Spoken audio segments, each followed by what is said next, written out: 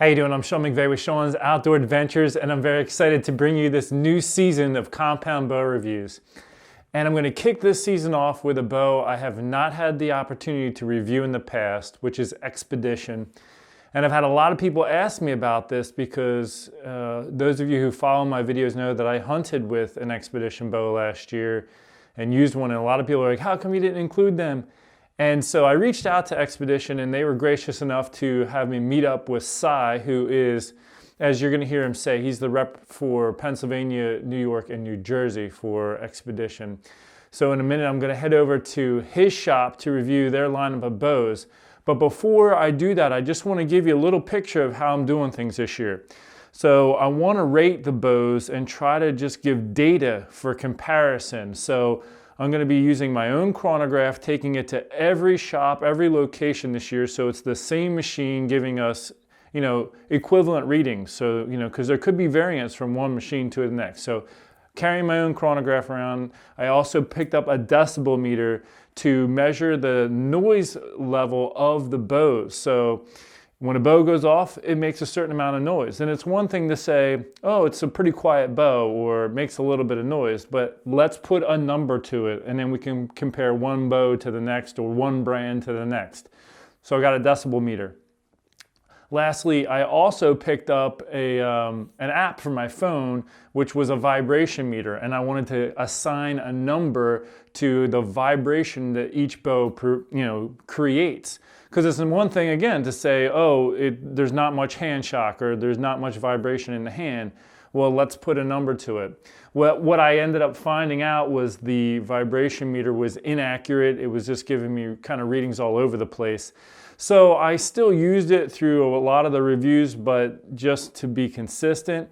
However, the data was useless. So going into the future, I'm going to have to get something better than what I currently have. So some other things I did to just get as much accurate data as I could is I measured 3 feet 6 inches from the front leg of my tripod that was holding the chronograph and also the decibel meter, and I put some tape on the ground so that every shop I go to, I'm shooting the same exact distance from the chronograph and decibel meter to try to create consistent readings.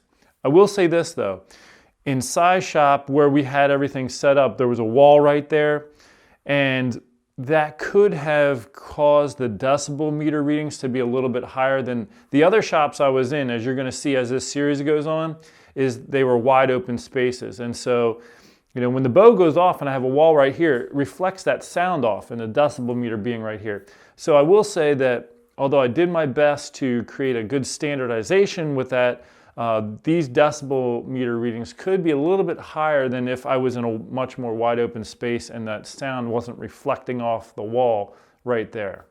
That's a little bit of the background. Also, I brought my own scale to measure the weight of each bow, to measure the poundage. Well, in this first review, I get the opportunity to do that. In the others, there wasn't a setup for me to use it. And another thing we did in this one you're about to see is we put every single bow on a draw board to measure the draw length. I shot every bow at 30-inch draw and 65 pounds. I wanted to do all the bows this year at 30-inch draw and 70 pounds because that's how they come up with the IBO ratings, which is International Bow Hunting Organization. So those ratings that you see on the bows that say 330 feet per second, that's typically at 30 inches and 70 pounds in most situations. However, Cy with Xpedition only had 65-pound bows on hand. So I dropped the weight of the arrow by 5 grains per pound.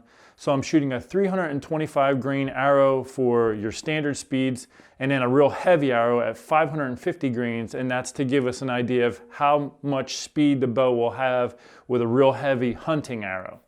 I also measured the axle to axle length and the brace height of each bow and recorded that. And I put all of my data that I was recording on these sheets. So it was quite an endeavor of obtaining some information. So let's go ahead and see what we got. So for this segment of the video, we're shooting Xpeditions today, and I'm with Cy's Archery and Taxidermy Shop. And first of all, thank you for having me out. I appreciate that. You're welcome. Anytime. Cy represents Xpedition in Pennsylvania, New York, and New Jersey. We're going to shoot each one 65 pounds with a 5 grain per per pound arrow, so 325 grain, and a heavy arrow about 550 grains. And I'm shooting the arrows without a fletch because, as you can see here, there's a whisker biscuit which can impact the reading. And so to avoid any friction from the fletches, I'm shooting bare shafts. Because some shops I go to, they have a whisker biscuit, some they don't, and I wanted to keep it all kind of standard. So that's how we're going to do it. So let's get started. Sounds like a great idea. All right, so with whisker biscuit, we're at 4.3.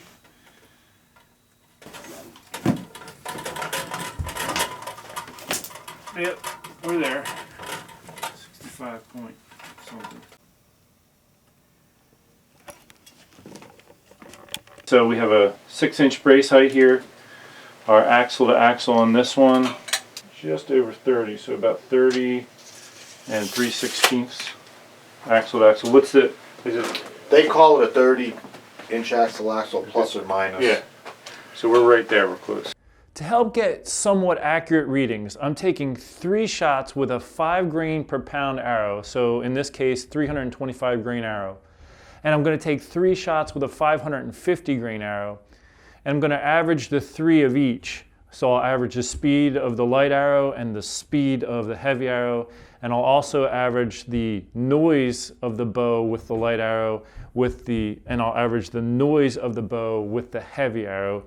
And that just is going to help us have a more accurate data, because you can have a little variation from one shot to the next. So having 3 of each is going to give us a little bit more of an average. So that you can see all the readings that I'm obtaining, I actually set up a second camera angle, and I've cropped that image and put it to the side of the screen. And because of the layout of how I was working, I'm actually going to have this on the left-hand side of the screen where the chronograph reading is and the decibel meter reading is. This one is Explorer, did we say? SS. Explorer SS. All right, I'll start off with the 5 grain per pound arrow. Very solid back wall, and it stays on there real well, probably about 8 out of 10. 340. 339.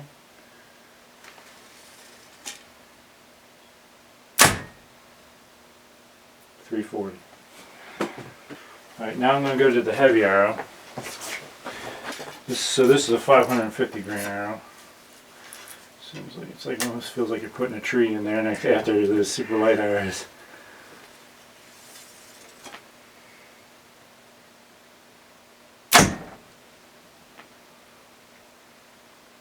.266 it says.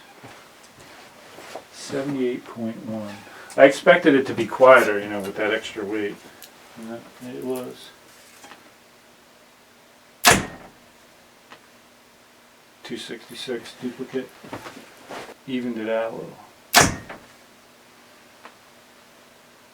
266. They're all dead on. Is this? Which one's this? That's the Denali. That's the Denali. And brace height, I'm at. Let's see. It says 6.875. Yeah, it's basically 6 7/8, just about right in there. And then our ATA. I'm sorry. Let me turn this up all the way.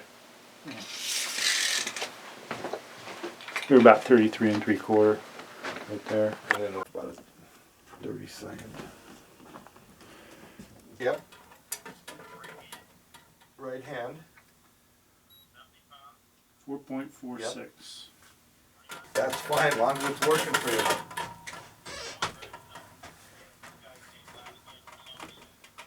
Wow. 3 at 65. 325 grain arrow, 65 pounds. Stays on the back wall real well. Solid back wall. 332.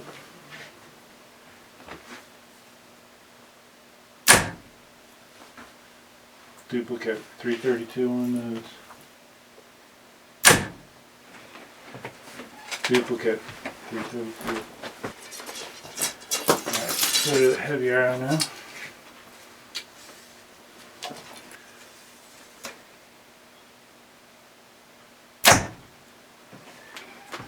.261. Duplicate. Duplicate. This is the 5 grain per pound arrow. I'm just going to put my fingers around there, not actually gripping it at all, so there is room for the bow to move if it wants to.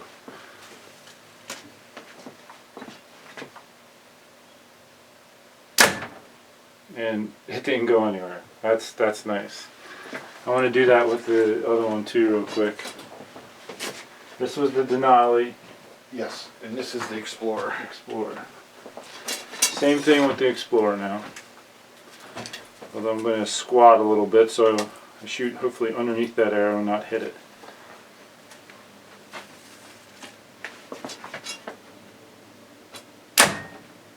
Yeah, I mean, that's impressive. So 32 and about 3/8 for the axle, almost a half for the Xcursion 6, and then the brace height 5 7/8, just about. It's pretty close. Xcursion 6, 4.46 with the arrow rest on there. Yep, 65.5. Solid back wall. About 8 out of 10 for how easy it comes off the back wall. 343. See how it, but everybody puts a stabilizer on anyway, but it's still nice to feel the bow how it is by itself. Right. 342.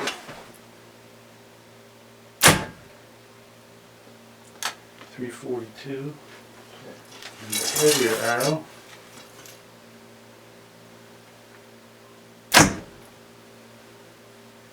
267 and 6.9.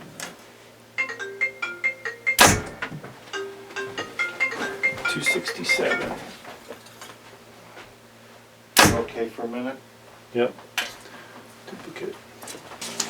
So Xcursion 7, yeah, 6 7/8, roughly 32 and a half. The 30-inch, you know. Yeah, I think he stuck to a lot of the 4.41.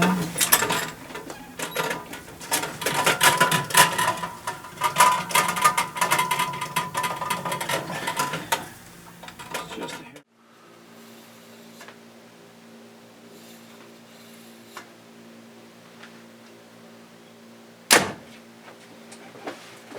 $335. 79.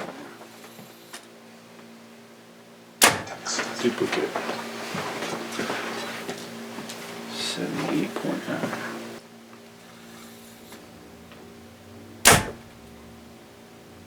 331. 12.1.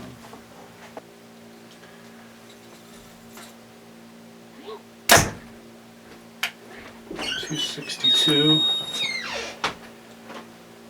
770. I really appreciate you letting me come out and do this.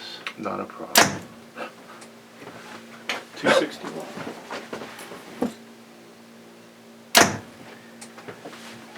Duplicate. 78.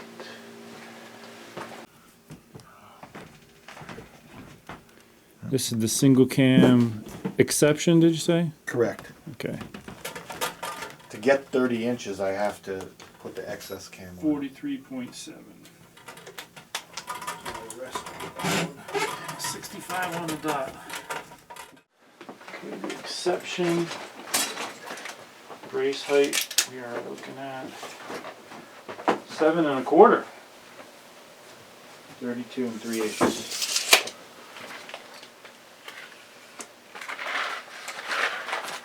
So this is the 5 grain per pound arrow. 315. 78 points. I'll tell you, I really like these bows. I mean, dead in the hand. That one's really popular in the South more. It stays on the wall just as good as the other ones. Solid. Dupe. Now we get the phone hooked on for the vibration meter. 314, 6.7, 79. Okay, 550 grain arrow, which is plenty of weight to that, you know. 245, 76.9. Duplicate.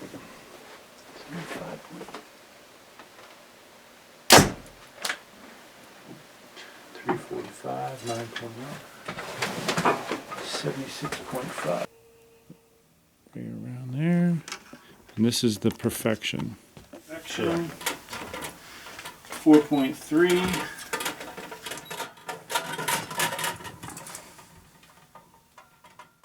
Brace height on the perfection is 7 1/8. Just a hair over 36. Solid back wall.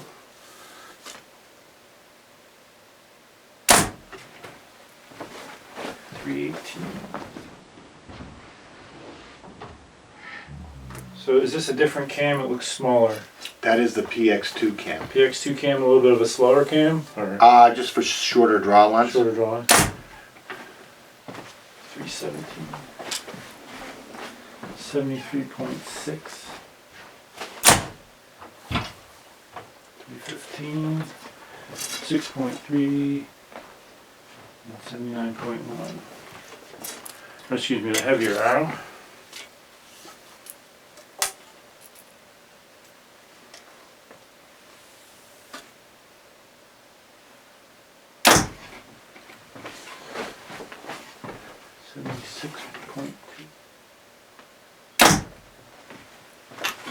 Duplicate.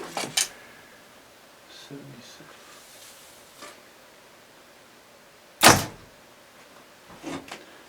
Okay, now I've shot all the bows, and I just want to go over, give you some of my feedback. Again, I wrote down everything as I was going along, all the data and my ratings. So one thing I just want to be clear about as I go through all the bow lines is I came up with a rating for how solid the back wall is, which means when you're at full draw, can you draw any more with those draw stops hitting whatever they are hitting?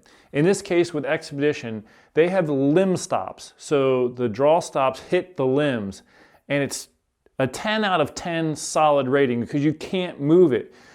With bows that have the draw stops hitting the cables, well, if you draw a little harder into the cables, it can move a little bit. And so that's the difference. And so I'm gonna rate each bow. 10 out of 10 obviously is rock solid. You can't move it. If you can move it a little bit, you know, that could be 8 out of 10. If you can move it a lot, let's say 5 out of 10 or whatever the case may be. So keep that in mind as I'm going through the bows.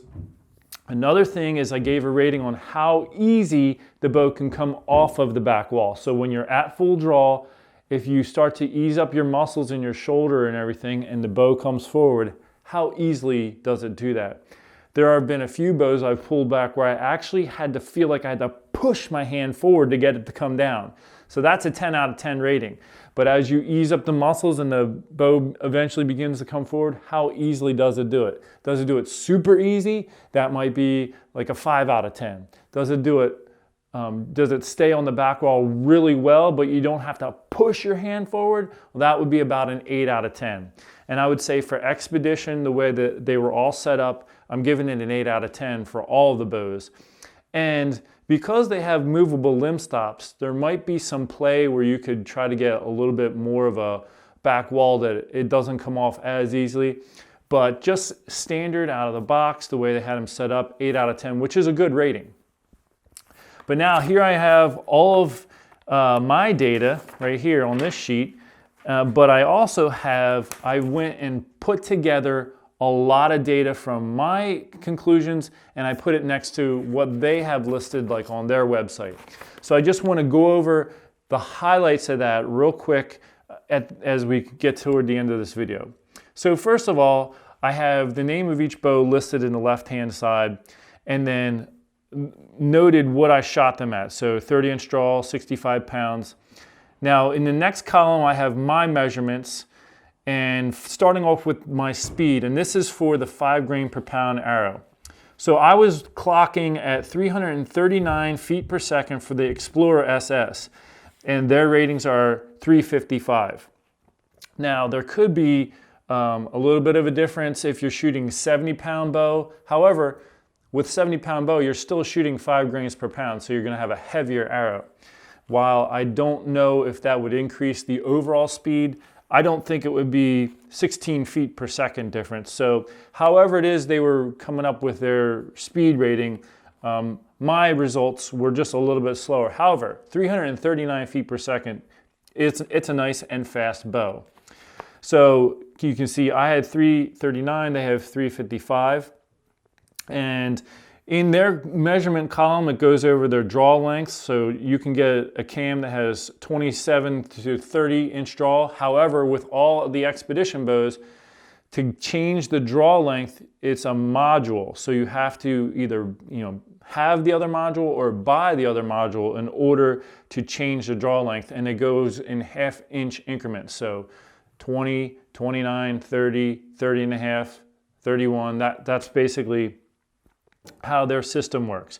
So you can get a cam that'll go from 27 to 30 in half-inch increments with the modules, or the same thing, you can get a cam with 25 to 26 and a half inch draw length in half-inch increments.